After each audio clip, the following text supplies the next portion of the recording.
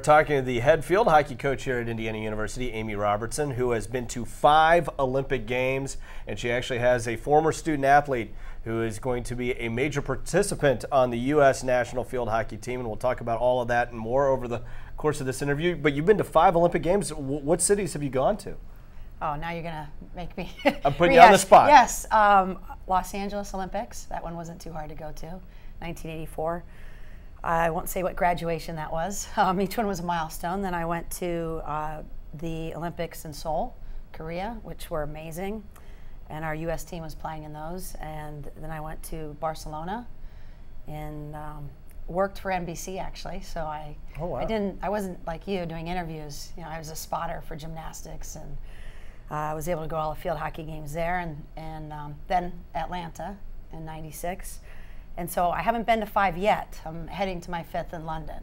And you're actually going to be doing a little reporting from London, and it's my understanding that you're going to be interviewing Kayla and maybe giving us some information about how everything's going with the U.S. field hockey team. We're going to try. We're going to try. I'm an amateur, so we'll see. I'll try to get as much information as possible. So. Let's talk about Kayla Bashore-Smedley, who is making her 2nd Olympic team, and I think that speaks volumes about what quality of player she is. It's one thing to go to 1 games, but to go back 4 years later, it kind of speaks to her ability as a player.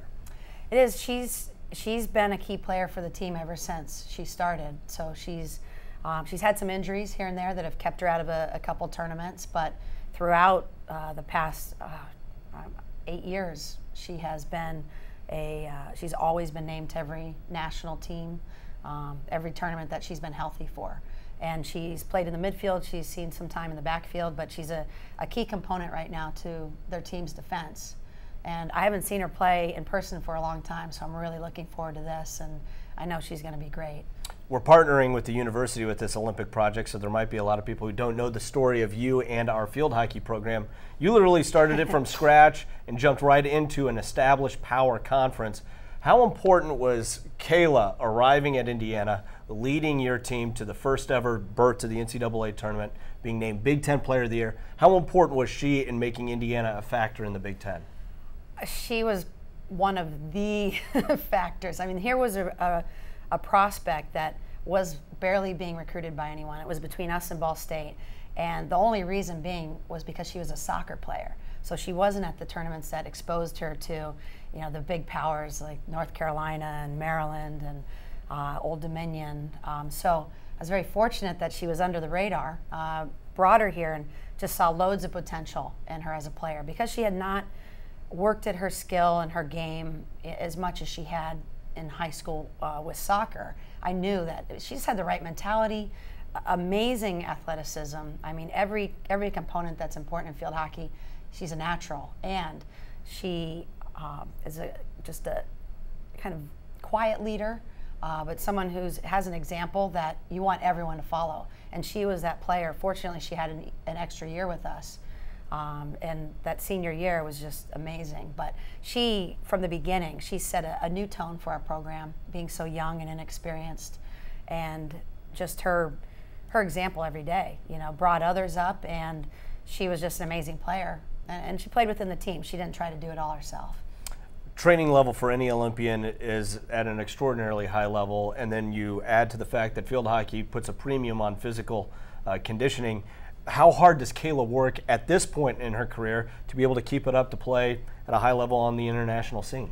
Their training is unbelievable. I mean, they are pretty much cutting edge technology. They've done a lot of experiments on the team. Kayla was not the most, she wasn't, the one component that she had to work very hard at was endurance. She's explosive. I mean, she's strong, she's quick, she, you know, is fast, but over time, her endurance was not great. But now she tells me she's running 6 miles at like a 7:30 pace. That's unbelievable. So obviously she's working very hard, and they live in California all year round, except for a break here and there for a month, and so they're constantly, you know, working at this. And she's just someone, you know, when she was here as an athlete, she didn't work hard in practice. She worked hard in practice, but she also worked hard coming in extra every week, multiple times. And we didn't go over any 20 hours, but within those 20 hours, she's just that player that's always looking to, what can I improve? How can I make this a little better? And it's just natural to her. She's one of the hardest, I bet you she's probably the hardest working player on that team. It makes it look easy, but she works really hard. What kind of sense of pride are you going to have when you're actually there in London and you see her take the field or walk amongst the Olympic team?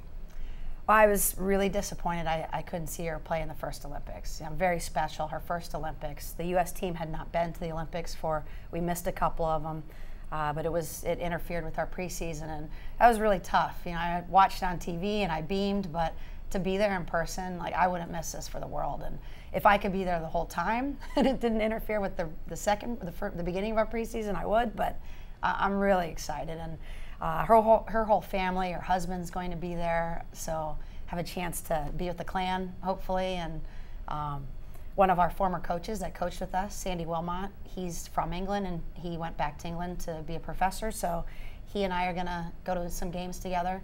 And just found out she's getting some sponsorship by Nike, so she has us going to their Nike suite, got us on a pass list, so I'm going to feel a little VIP when I go out there.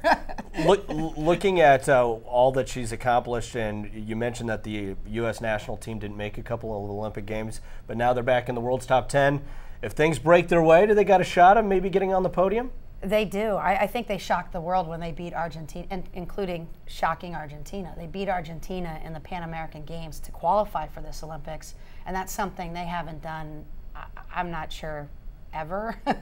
I should know this, but as long as I've been around, we've never beaten them in the Pan Ams. We've had to qualify in a different avenue and qualification tournaments, but beating Argentina, they were #1, and maybe they've slipped a little bit because we beat them. And teams are always, fighting, but they have a great chance. They have, I think, the best coaching staff around, and they have players now in this Olympics that have experience. We didn't have that in the last Olympics, and I don't think you can measure that. You've been there before. When you go there the second time, you're not there just to be there and experience it. You're there to get a medal.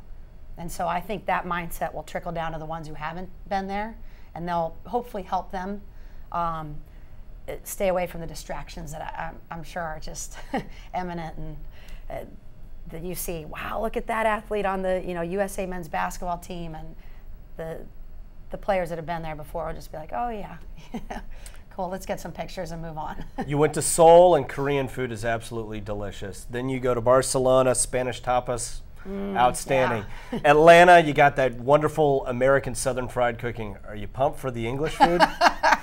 Yeah, the English have a lot to offer. They got great markets. At least you can order in English, so they have great Indian food. Yes. The Indian food in London is bar none. I mean, much better than what we get over here. Well played.